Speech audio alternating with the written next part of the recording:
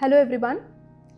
Today we are going to discuss about one of the common reasons a newborn baby may require NICU admission, preterm delivery.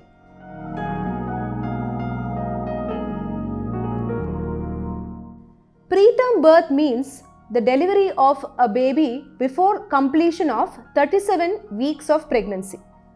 We all know that a full-term pregnancy means or a full-term delivery means a newborn baby who delivers anything between 37 to 41 completed weeks of pregnancy.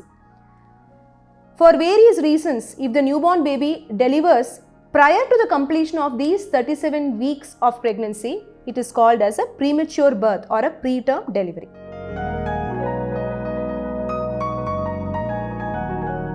There are various reasons which are proposed to be the cause for preterm deliveries. Sometimes the reason may not be clear to us at all. Some common reasons include infection in the uterus. So there are various types of bacterial and viral infections which, when present in the mother's uterus, can predispose to preterm birth. Second, some medical conditions in the mother. Mothers who are suffering from high blood pressure, hypertension, high blood sugars, diabetes, or mothers with some autoimmune disorders, mothers who are on drugs for treatment of underlying chronic conditions. So these are all some situations where some mothers can have preterm labor pains or they may require preterm delivery for their own medical condition. The third reason may be mothers carrying multiple fetuses, so like twins or triplets. So when there are multiple babies, then the chances of the delivery happening preterm also goes up. Sometimes there is a different reason where there may be a family history of preterm delivery. So the mother may have had a previous baby who was also born preterm, or there may be history of preterm deliveries in the family, like mother's sister, mother's own mother may have also had a preterm birth. So there may be some genetic factors which may underlie the preterm delivery.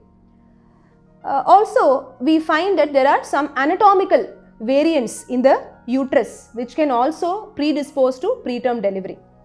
One common reason is what we call as cervical incompetence. So when the lower end of the uterus, the cervix, is not really well formed or when it gives way prematurely, that is one of the most important reasons we see for premature delivery. So having discussed all this, as I told, in some situations we may not be really able to determine why a mother had preterm delivery.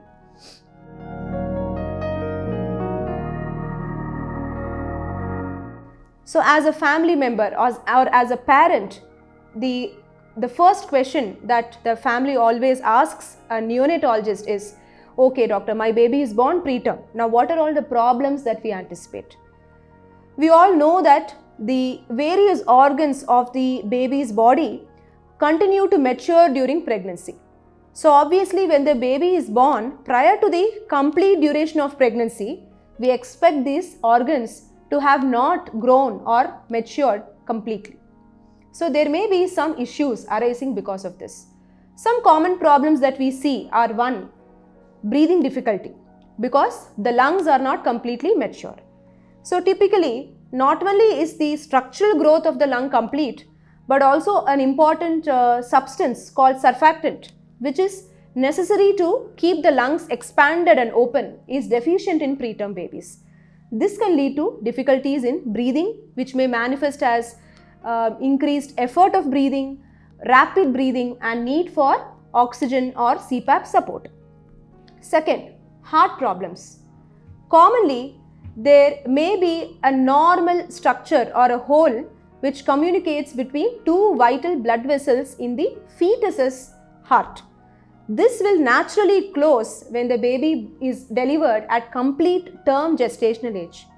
Whereas when a baby is born premature, the baby is likely to be born with this hole, and we may need to close this hole, which is also called as a patent ductus arteriosus, by using medications and very rarely even surgery. Also, babies who are born preterm are more vulnerable to develop low blood pressure as well, which may require medications. Coming to the brain, preterm babies have very fragile blood vessels in the brain, and sometimes this may give way, leading to bleeding within the brain. However, with good care and optimal support, bleeding in the brain has become a very rare complication even among extremely preterm babies. Coming to the eyes, the retina of a preterm baby may not have grown completely, and this may predispose the baby to a condition called as retinopathy of prematurity.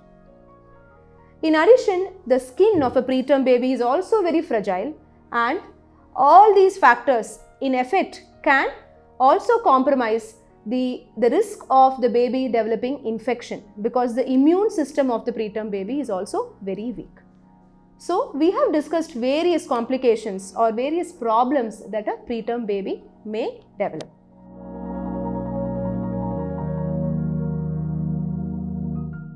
So, let's start one by one.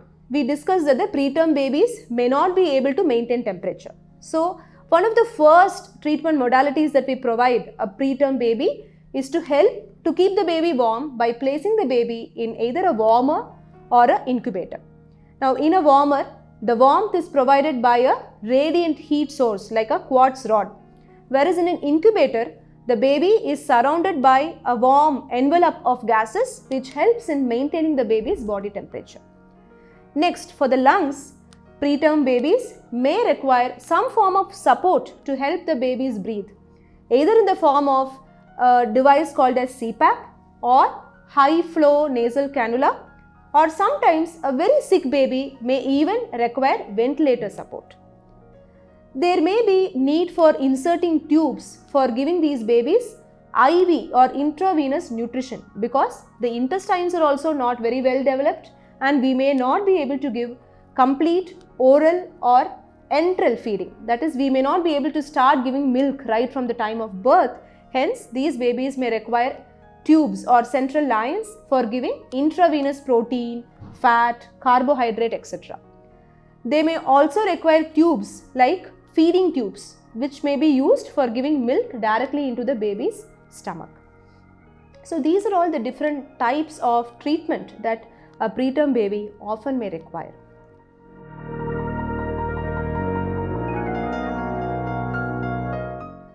This is a very important consideration not only to the family but also to us as a treating team. The good thing here is, when we give optimal support, essentially the bare minimum essential newborn care that any preterm baby requires, including supporting the baby's temperature, breathing with non-invasive ventilation support, preventing infection, and screening the baby for development of other complications. With all this bundle of gentle care, now it is possible to salvage 90% of preterm babies. However, of course, the chances of survival of an individual baby will depend upon the extent of prematurity, that is, at how many weeks of pregnancy that baby was born. So, for instance, a 24 to 25 week preterm baby may have many more of these problems when compared to a baby born at 33 to 34 weeks of pregnancy, and also the extent of complications or morbidities that a given individual baby may develop. But in general, when we provide the basic optimal support, a majority of these babies can survive and can live a life free of disability.